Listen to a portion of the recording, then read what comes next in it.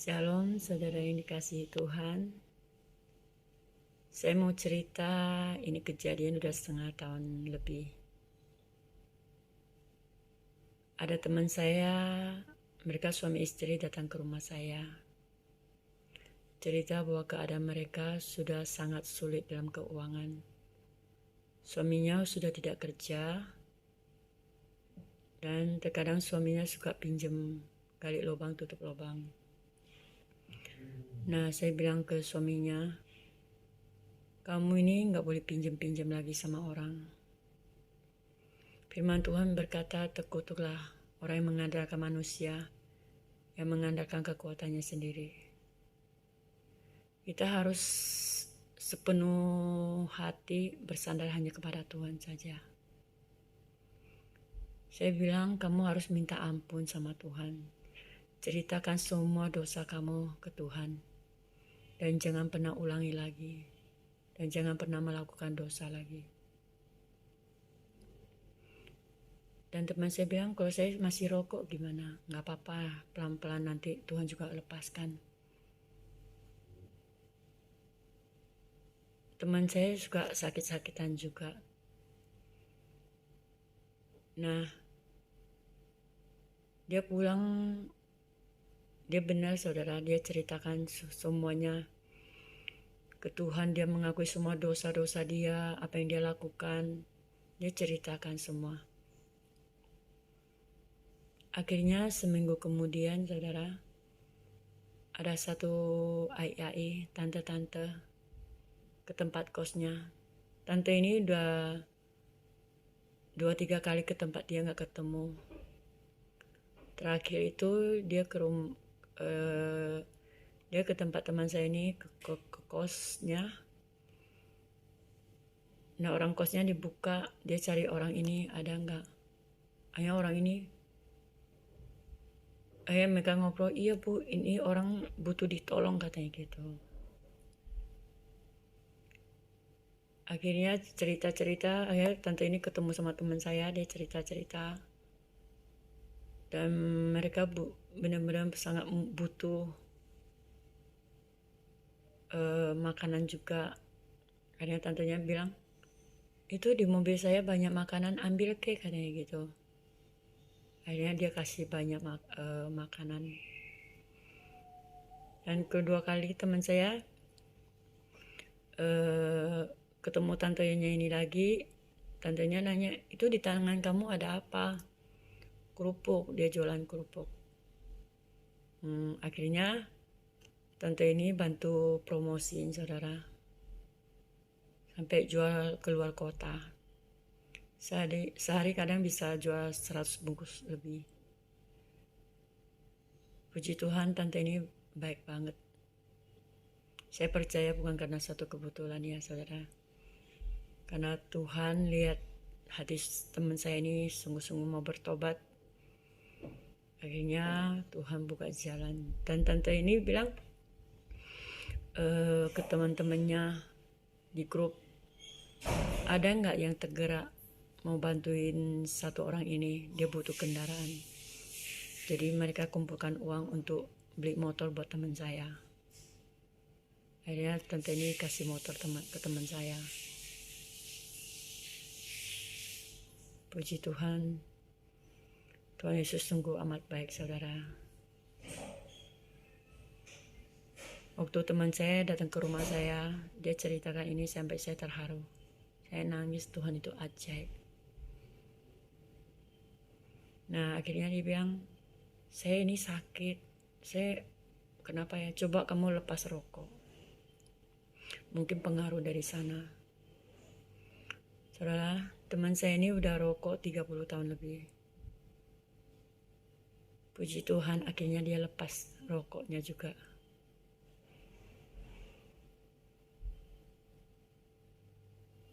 Terakhir dia datang ke rumah saya.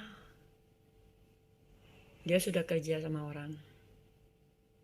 Saya bilang,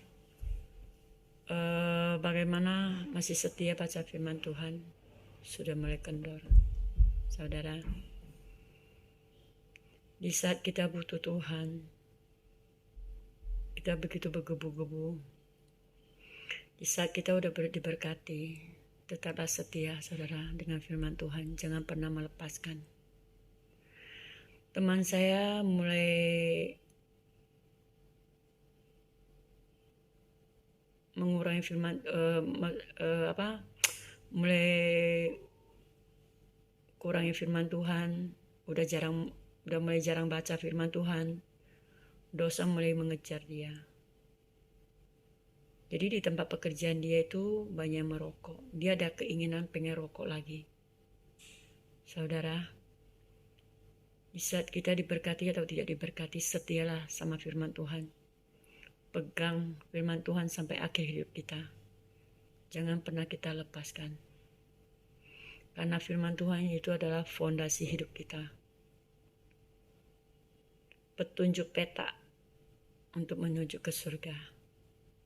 Jangan pernah lepaskan firman Tuhan, saudara. Nah, bagaimana supaya kita bisa alami Tuhan secara pribadi, saudara? Saya dulu juga waktu hidup dalam dosa, teman saya ajak ke gereja. Dan mengajak pelepasan. Waktu pelepasan itu, dia suruh saya cerita tentang dosa saya ceritakan. Tidak ada satu pun yang tersembunyi, saudara. Semua saya ceritakan. Saya cerita, dulu saya rokok, narkoba, judi, dan jalan sama suami orang. Nah, saya cerita itu bukan cuma sekali dua kali. Saya ikut pelepasan itu 3-4 kali kalau nggak salah ya. Setiap pelepasan saya ceritakan semua apa yang iblis perbuat atas diri saya. Saya mau telanjangi bulat atas perbuatan iblis. Di firman Tuhan juga ada bilang bahwa kita ini harus mengakui semua dosa kita. Baru Tuhan bisa pulihkan hidup kita. Saudara, kalau kita mencerita dosa kita, jangan pernah takut.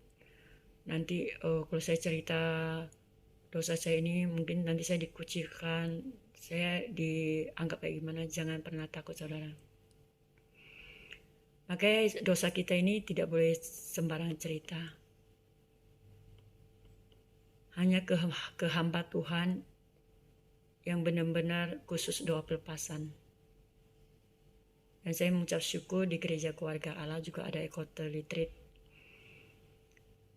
Itu kalau kita sendiri cerita sama Tuhan bisa, saudara. Ceritakan semua dosa kita. Tuhan dengar kok. Cuman kalau kita cerita dosa kita tidak komplit.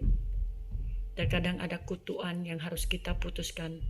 Dan di Ecotel Retreat ini, di dalam satu bukunya dia semua ada jelas nulis tentang dosa apa aja. Terkadang dosa nenek moyang kita itu komplit. Kalau kita cerita sendiri ke Tuhan, kadang kutuan itu kita nggak tahu, nggak bisa tuntas. Tapi kalau Ecotel Retreat pelepasan itu, di sana dia ada satu buku dosa apa aja yang kita lakukan, semua itu harus kita ngakui supaya kita benar-benar dipulihkan dan itu kita bisa alami Tuhan secara pribadi. Nah, di saat saya ceritakan semuanya, itu benar-benar kita tidak ada keinginan lagi mengejar hal-hal yang duniawi. Kesenangan, keinginan daging itu udah nggak ada. Yang ada hanya kita ingin mengejar hadirat Tuhan, perkenanan Tuhan, ingin selalu dekat dengan Tuhan. Maka saudara, kita ini harus setia mengikut Tuhan Dan kalau kita tidak menceritakan segala dosa kita, mengakui segala dosa kita di hadapan Tuhan, kita susah bisa alami Tuhan secara pribadi. Makanya itu accountability itu penting banget, saudara. Dan kalau kita udah alami pelepasan, setia dengan firman Tuhan. Terkadang banyak yang sudah pelepasan, tidak pegang firman Tuhan. Kalau kita udah udah dilepas ini, jadi rumah ini udah kosong, hati kita udah kosong, kita harus isi firman Tuhan. Kalau kita nggak isi firman Tuhan, iblis akan mengajak teman-temannya yang lebih jahat masuk ke dalam hati kita. Nah, kita harus sungguh-sungguh firman Tuhan kita isi. Dan kita harus lakukan. Jangan kalau kita udah pelepasan, kita nggak bisa isi firman Tuhan, nggak boleh.